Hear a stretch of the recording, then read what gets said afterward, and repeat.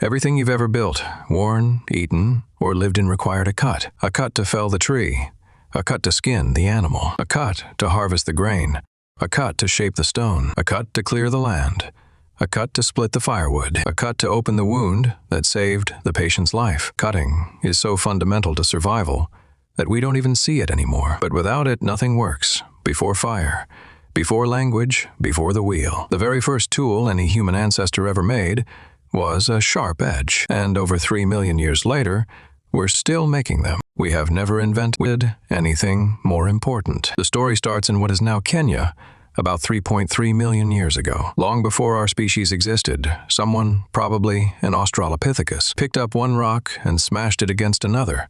A flake broke off. The edge was sharp, and that was it. That single moment, a rock hitting a rock, is the oldest evidence of tool making on Earth. The technique was simple. You didn't shape the tool, you broke it until a sharp edge appeared. These are called Oldowan tools, and they are crude, ugly, and barely recognizable as intentional. But they cut. They scraped meat from bone. They cracked open marrow. They split plant stems. And for over 1 million years, nothing changed. The same tool, the same technique. 1 million years of the same sharp rock. And those crude cuts changed everything. Before sharp edges, our ancestors ate what they could chew raw. Tough roots, soft fruits, but a sharp flake could slice meat from a carcass. And crack bone to reach the marrow inside. More calories, more protein, more fat. Over hundreds of thousands of years, brains grew larger. The sharp edge didn't just help our ancestors eat. It may be the reason the human brain grew large enough to invent everything that came after. Then something shifted. About 1.7 million years ago, a new kind of tool appeared. The Acheulean hand axe. It was symmetrical, teardrop-shaped, carefully flaked on both sides to create a balanced, elegant edge. And here is the extraordinary part. This single design was made by multiple human species across 3 continents for 1.5 million years. No invention in human history has been used for longer. Not the wheel, not fire, not writing. The hand axe outlasted them all. And here is the strange part. Many hand axes that archaeologists have found show no signs of use. They were made, carried, and left behind without cutting a single thing. Some were too large to hold comfortably. The leading theory is that making a perfect hand axe was a display of intelligence. If you could shape a symmetrical blade from raw stone, you could think. The hand axe wasn't just a tool. It was proof that you were worth trusting. And then it got sharper. Obsidian, a volcanic glass, could be fractured into edges thinner than anything the ancient world had ever seen. Mesoamerican civilizations built weapons, edged with obsidian blades so sharp they could slice through bone. The Aztec macuahuitl, a wooden club lined with obsidian teeth, was devastating enough to take the head off a horse. These weren't primitive tools. They were precision instruments. But obsidian had a fatal flaw. It shattered. You couldn't reshape it. Every blade was a one-time use. And when bronze arrived, around 3300 BCE, the world chose a weaker, but more versatile edge. Bronze could be melted, poured into molds, and recast. A broken bronze blade became a new bronze blade. Stone couldn't do that. The transition wasn't clean. For centuries, people used both. Farmers kept stone tools long after bronze was available, because bronze was expensive and stone was free. In some villages, stone blades were still in daily use well into the Iron Age. The new material didn't replace the old one overnight. It took thousands of years. The trade-off defined the next 5,000 years. Every civilization that mastered metal rose. Every one that didn't fell behind. Iron replaced bronze. Steel replaced iron. And the cutting edge became the measure of a civilization's power. The breakthrough came in 1856. Henry Bessemer invented a process to mass-produce steel by blowing air through molten pig iron to burn out impurities. Before Bessemer, steel was expensive and rare.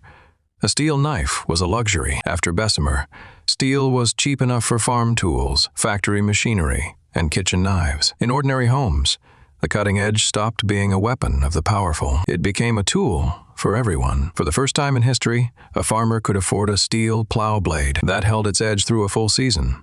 A carpenter could buy a steel saw and replace it. When it wore out, a woman could own a kitchen knife sharp enough to last for years. Bessemer didn't just change manufacturing. He gave ordinary people access to the thing that built civilization. And here is where the story loops back on itself. Modern surgeons sometimes use scalpels made of obsidian, not steel, not titanium.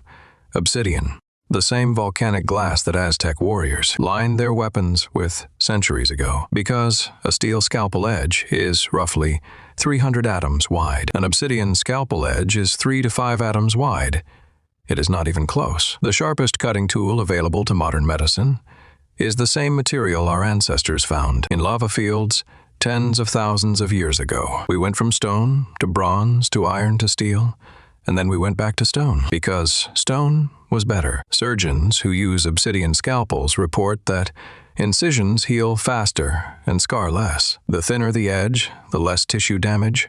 3 million years of metallurgical progress, and the sharpest blade in modern medicine is still a piece of volcanic glass. By the way, if you are still here, you already know this isn't the kind of channel that just lists facts. We follow the thread, hit subscribe. Now, back to the edge. Today, cutting tools are everywhere you stop noticing them. Every piece of lumber in your home was cut by a saw.